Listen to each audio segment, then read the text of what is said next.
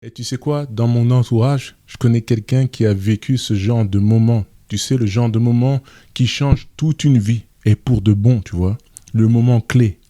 Pam! Là, c'est à ce moment-là que tout a été modifié dans la matrice. C'est pour cela que moi, j'aime bien dire, en fait, qu'il faut faire attention à comment tu parles à tes enfants. Et c'est très subtil, hein. Ce n'est pas tant comment tu lui parles, mais comment tu lui dis les choses. Ça a beaucoup d'influence. Alors, l'histoire de mon pote, elle est la suivante. Comme beaucoup, et beaucoup plus qu'on ne le croit, son père l'a élevé à la dure.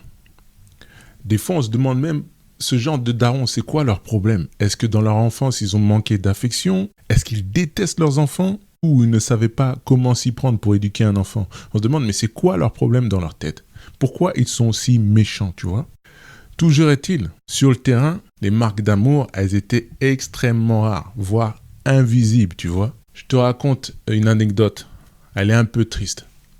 Tu sais, comme tous les gamins dans les années 80, mon pote voulait une Nintendo, tu vois, la Nintendo NES, la numéro 1. Et il a tanné son père, même s'il pensait que c'était impossible, parce que, bon, entre guillemets, il n'était pas riche non plus.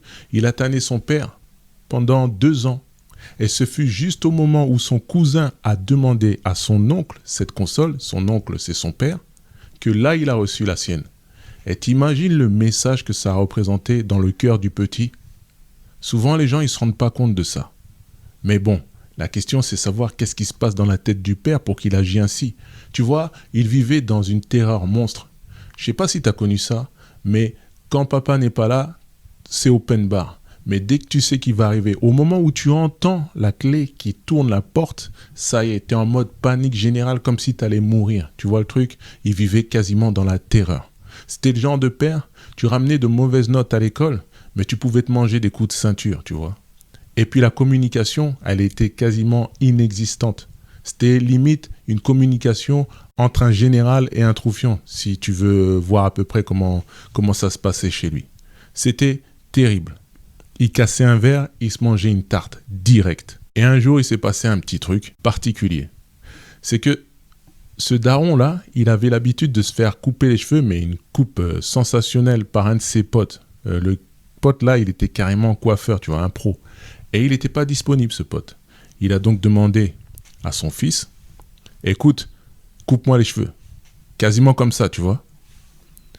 Et le fils, il savait que s'il se ratait, mais il se faisait tuer, quoi. Parce que pour lui, ce daron, c'était Hitler. Hitler et lui, c'était même fabrique, c'est-à-dire même usine. Et il a dit à son père, clairement, en bégayant, en titubant et compagnie, « Mais je ne suis pas capable de te couper les cheveux comme ton type. » Il a dit, « Ah, laisse tomber, coupe-moi les cheveux. » Et il lui a dit un petit truc, une petite phrase qui a changé toute sa vie à tout jamais.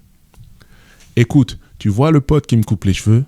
Il n'a rien de plus ni de moins que toi. Tu peux y arriver. Prends cette tondeuse et coupe-moi les cheveux. » Vendue comme ça, cette histoire peut paraître terrible. Et sur le papier, oui, elle paraît terrible.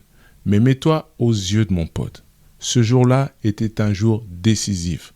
Pourquoi?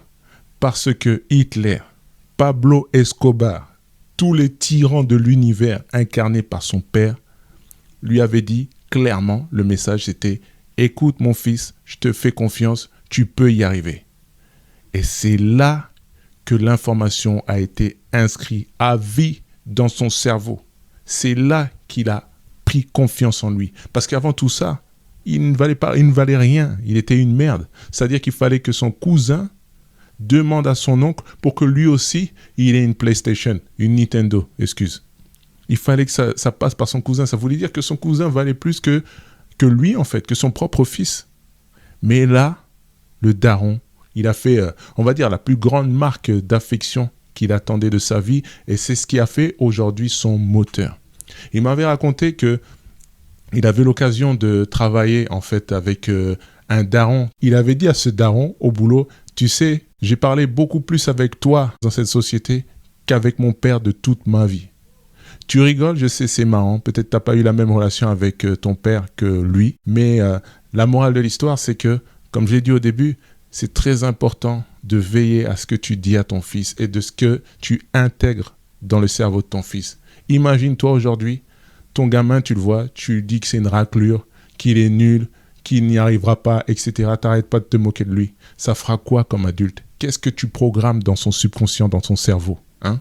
Moi, je comprends maintenant tous ces mécanismes. Pourquoi? Parce que j'ai fait du développement personnel. Je sais comment est-ce qu'on fait pour influencer le subconscient, comment on fait pour avoir confiance en soi, et mieux que ça encore, comment est-ce qu'on fait pour réussir partout où on bloque. Là, on parle de confiance en soi, mais partout où on bloque, en fait, c'est parce que dans le passé, où il y a eu une expérience qui a fait que dans ton système, là, dans ta base de données, comme j'appelle, dans ton esprit, dans ton inconscient, il y a des freins. Et aujourd'hui, moi, personnellement, je n'ai plus trop de problèmes avec ça, parce que j'ai les outils, grâce à la psychocybernétique, entre autres. Ce que je te conseille, en fait, c'est jeter un coup d'œil. Je te propose un lien, clique dessus. Et puis, je vais te dire un truc. Ce pote dont je parle, je ne sais pas si tu l'avais compris, mais c'est moi. Je pensais que c'était beaucoup plus facile de te l'amener de cette manière, tout simplement. Allez, on se check.